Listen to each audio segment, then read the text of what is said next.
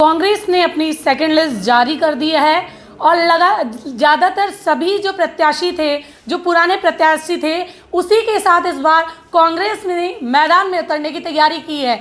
आज हमारे साथ में किशनपोल पूर्व विधायक किशनपोल के अमीन कागजी है, जिनसे जानते हैं कि टिकटों का उन्हें कल ही टिकट मिला है, कैसा कुछ पार्टी का रहा और क्या कुछ तैयारियां रही हैं पार्टी की।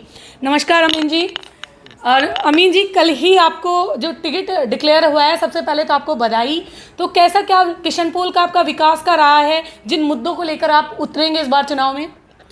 देखिए, किशनपोल विधानसभा क्षेत्र पूरी तरीके से बदल गया है और यहाँ पिछले 3 बार भारतीय जनता पार्टी के विधायक रहे और उन्होंने जो यहाँ काम नहीं करे उसका खामियाजा हमको भुगतना पड़ा।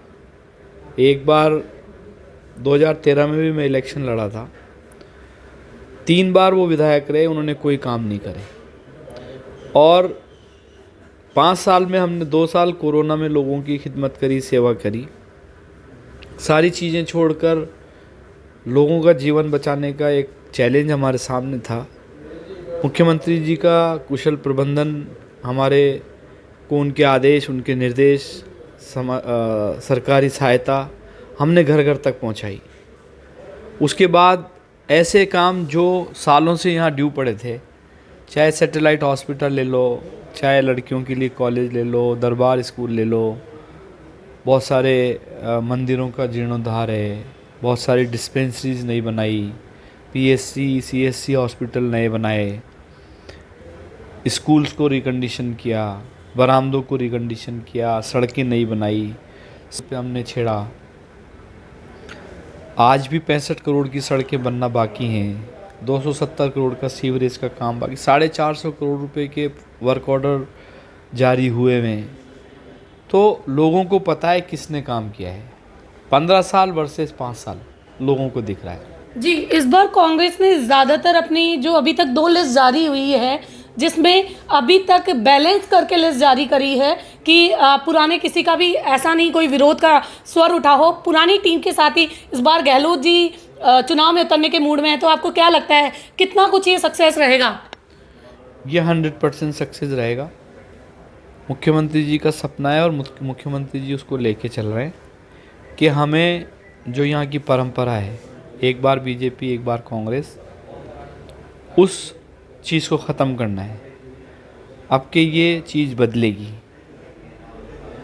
और निश्चित तौर से कांग्रेस सरकार रिपीट होगी।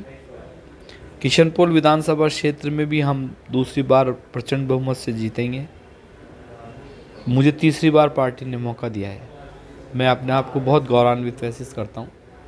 हम पुराने हमारे दादा के टाइम से हम कांग्रेस के साथ रहे, कांग्रेसी परिवार, कांग्रेस के कल्चर में मैं पूरी पॉलिटिक्स देखी, पूरा कांग्रेस को अच्छे से देखा। मैं खुद, मेरे वालिद जिला कांग्रेस के अध्यक्ष रहे और एक एक घर में हमने किशनपोल विधानसभा क्षेत्र में महंगाई राहत कैंप में सारी सहायताएं पहुंचाई। तो निश्चित तौर से हम दोबारा रिपीट करेंगे। अमीन जी, जैसा कि बीजेपी की इस बार की जो टिकट डिक्लेयर हुए हैं उसमें बहुत विरोध देखने को मिला है और बहुत अप्रत्याशित चेंजेस किए हैं बीजेपी ने सीटों में। जैसे कि दिया कुमारी को यहाँ उतरवाया उन्होंने, जबकि वो राजसंबंध से थी। वहाँ से चित्तौड़ से नरपत सिंह राजवी को टिकट दे दिया। सांगानेर में भी एक बहुत बड़ा चेंज किया है उन्होंने, जो भजन लाल जी को उन्होंने जो टिकट दिया है। तो क्या कुछ इस बार बीजेपी की रणनीति आपको क्या लगता है किस प्रकार की रही है? कंप्लीट फेलियर रणनीति है ये, मैं जिसको मानता हूँ। एक एमपी जो राजसमंद से थी वो जीत नहीं सकती थी, वहाँ से उनको एक सीटिंग एमएलए की जगह बैठाया है। उनका मानना है वो विजिबिलिटी है वहाँ पे, उसी एमएलए को उठा के एक तीसरी बार के एमएलए की जगह टिका दिया। कुछ समझ में नहीं आया, मतलब ये तो सब समझ में नहीं आ रहा किस तरह का क्या इन्होंने सोचा है। अगर ये देखिए, एक बात समझनी पड़ेगी, भारतीय जनता पार्टी के जितने भी शीर्ष नेतृत्व है, जो यहाँ के राजस्थान के नेता हैं, वो मारो काटों में लगे हैं एक दूसरे को और उसके गंभीर परिणाम जो है भारतीय जनता पार्टी को भुगतने पड़ेंगे। हमारे यहाँ एक बात है कि चाहे हमारे कुछ भी मनभेद रहे हों, लेकिन हम कांग्रेस के सिपाही हैं सारे। हमने हमारे सारे तमाम लीडरों को भी मैं बधाई दूंगा कि इतने बेहतरीन फैसले, सिर्फ एक आधार रखा कि विनेबिलिटी, जीत, उसको लेके हम आगे बढ़ रहे हैं, सारी चीज़ों को दूर रखकर।